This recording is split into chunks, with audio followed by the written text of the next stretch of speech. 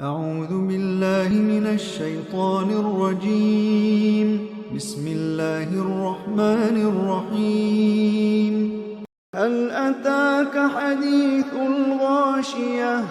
وجوه يومئذ خاشعة عاملة ناصبة تصلى نارا حامية تسقى من عين آنية ليس لهم طعام إلا من ضريع لا يسمن ولا يغني من جوع وجوه يومئذ ناعمة لسعيها راضية في جنة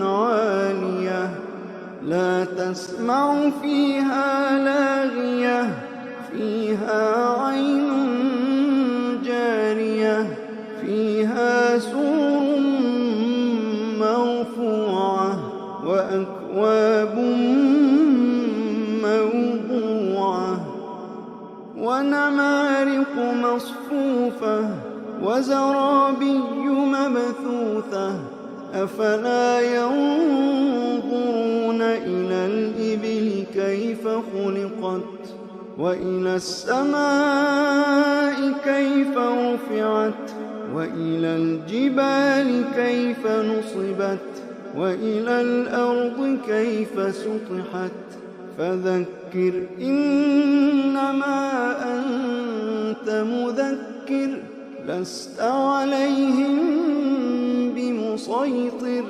إلا من تولى وكفر فيعذبه الله العذاب الأكبر إن إلينا إيابهم ثم إن علينا حسابهم.